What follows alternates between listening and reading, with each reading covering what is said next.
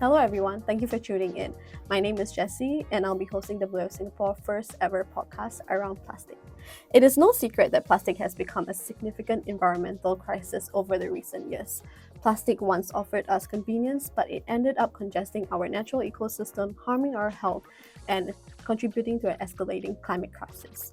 But all is not lost. Today, on this podcast, learn about how world leaders are taking a collective action in combating plastic crisis. We will also dive into WWF-Singapore's role in influencing government bodies and advocating for legally binding policy changes locally. Today, we have invited subject matter experts to educate and share about significant global initiatives and milestones we have achieved so far in combating plastic crisis. So without further ado, let's invite Alison and Cheryl, a dynamic duo from WWF-Singapore Policy and Advocacy team. Hello ladies, thank you for taking the time out of your busy schedules to be with us today. Tell us a little bit about yourself and the work you do here at WWF-Singapore. Great, thanks Jessie, and hi everybody. It's a pleasure to be here on the podcast today. I'm Dr. Addison Skye Simmons-Budden. I head the Policy and Advocacy team here in WWF Singapore. I'm a global ocean conservationist, a mother of two, and children's book author and founder of Ocean and Sky Books.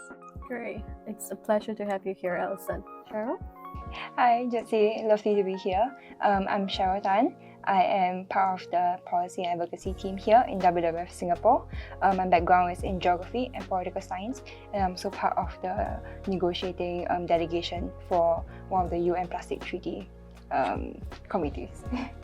That's incredible. Thank you for sharing, guys. I'm so excited to have you guys here today. And one of the issues we're covering here today is plastic waste crisis and envisioning a plastic-free Singapore. It's evident that decades of plastic waste leaking into our ocean has taken a toll on our marine life, and unfortunately, plastic has also infiltrated our food sources and in our air as well. So my question here today is, how did we reach to this point, and is there a turning point in sight? Yeah, fantastic question, Jessie. And first of all, it's a reminder that plastic pollution is a global crisis and requires imminent action from all of us. Our planet at the moment is quite literally drowning in plastic. As you mentioned, it is harming our wildlife, it is contaminating our food supply chains, and it is causing a huge burden to industries worldwide. In fact, just recently, the UN estimated that plastic pollution can cost the world up to $600 billion a year. Now, let's look back about the history of plastic. The versatility of the product brought benefits for many decades. But unfortunately, the rampant use of single-use plastic, coupled with inadequate waste management systems, has led to a vast accumulation of plastic pollution in our environment today. And unfortunately, the figures are staggering. So the latest estimates from the UN reveal that we produce up to 400 million tons of plastic every year, and less than 10% of that is actually recycled.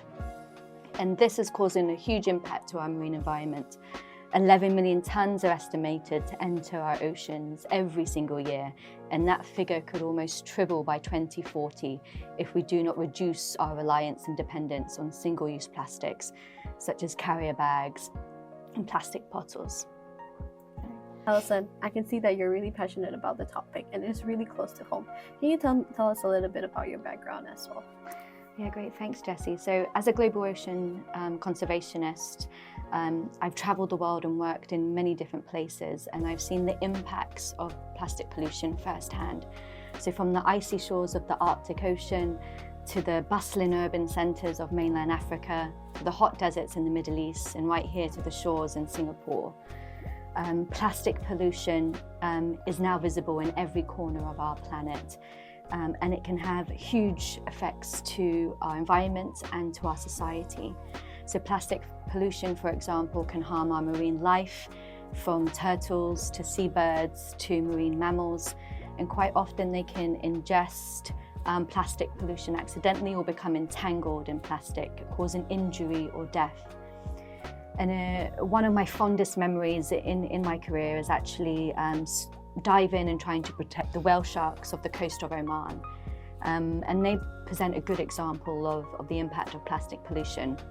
Sadly, these magnificent, gracious ocean giants are not sparred from the impacts of plastic pollution. As they travel through the ocean, they're plankton filter feeders. So they just recently a new report revealed that they could ingest up to 137 pieces of plastic products per hour. So a huge amount. And they're also at the risk of abandoned fishing lines that are haunting our oceans worldwide. Beyond the environment, plastic pollution is also a social issue.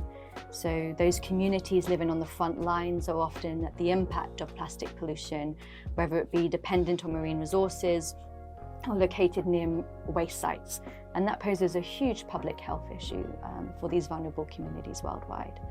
And so I think my main message on this podcast is that plastic pollution knows no borders, and it requires everyone to come together to act, and as well as international cooperation. Thank you, Ellie. That is amazing. Thank you so much for sharing. Let's hear it from Cheryl now.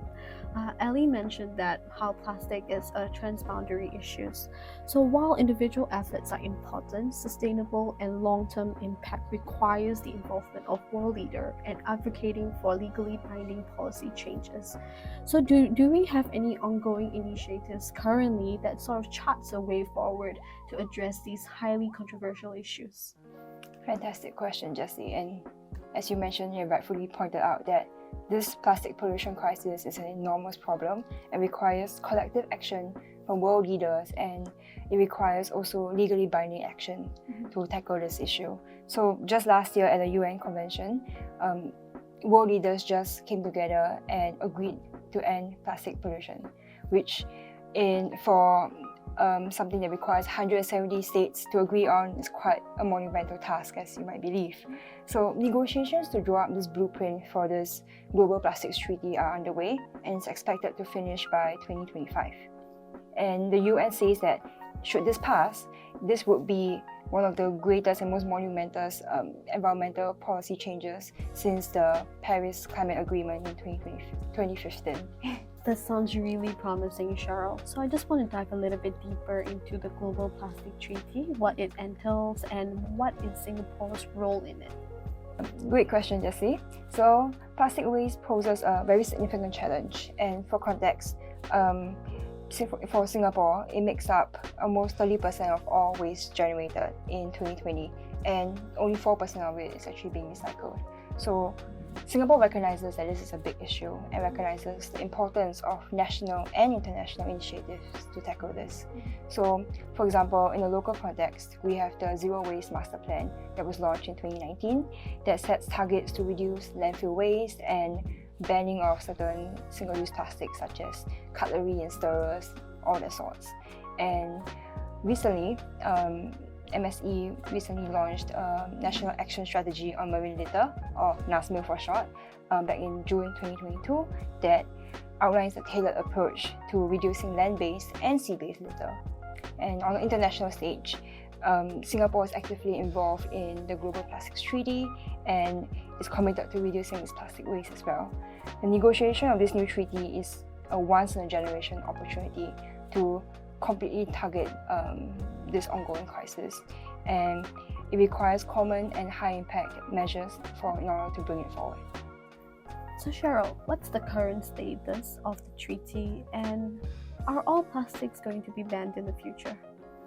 Great question. So for now, world leaders are coming together in something called International Negotiating Committee, or INC for short.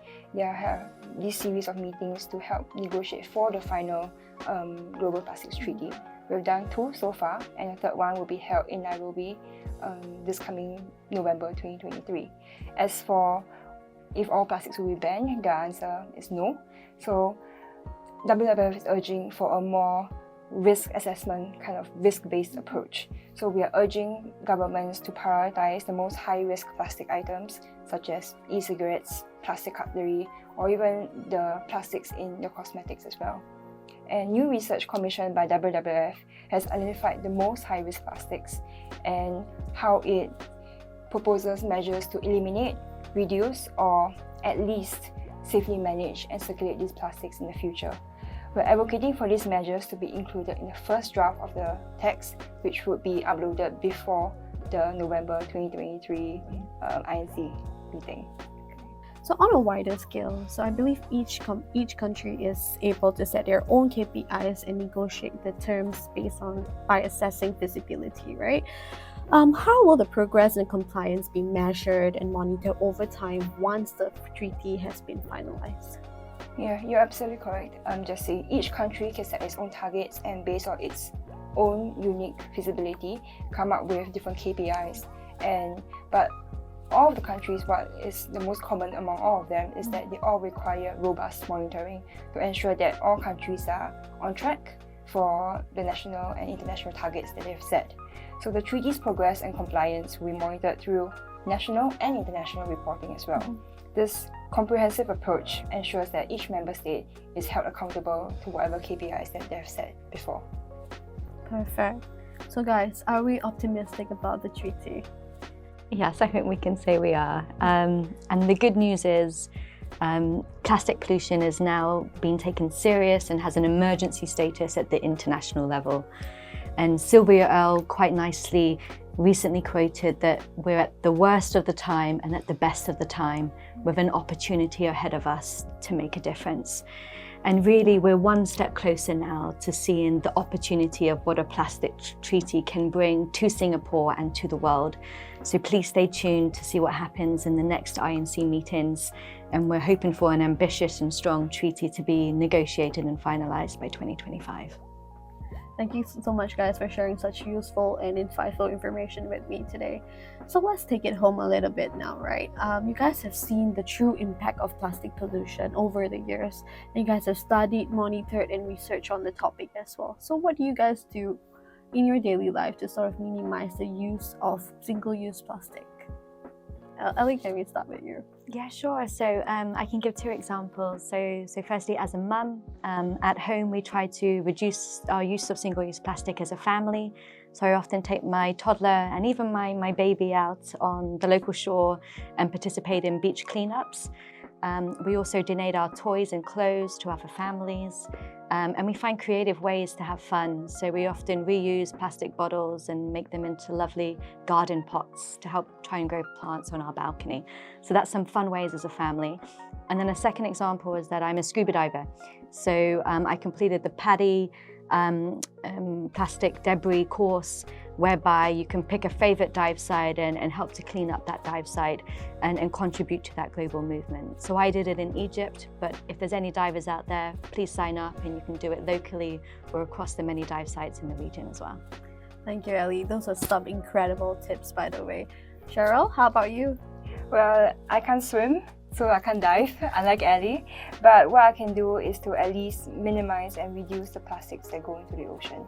So I'm sure everybody has heard of the Reduce, Reuse, Recycle program, but looking at all three of them, reduction, it will be the best way to prevent plastics from going to the ocean in the first place. So what I usually like to do, even though it sounds very cliche, is when I go to hawker centers, I'll take my own containers to take away food for my family instead of relying on the single-use plastic containers for food. Even though sometimes it might be a bit of a hassle to clean, especially if the food's a bit oily, but I feel like even if it's just one meal across my entire lifespan, I think it will add up to a monumental change as well. At least that's what I like to believe in. Great. Thank you so much, guys, for sharing. It's amazing to see that the commitments made under Global Plastic Treaty will also be implemented and adopted locally. I have learned a lot today and I hope our listeners have too. WWF-Singapore is working tirelessly to work with government and policymakers to combat plastic crisis. To learn more about the Global Plastic Treaty and all the other amazing work we do here at WWF-Singapore, click in the link below. With this series, we aim to inspire individuals and educate people around the issues of plastic pollution. Catch you in our next episode where we narrow down focus and look into how WWF Singapore work with businesses to promote more sustainable business decisions. Catch you in our next episode. Bye, guys.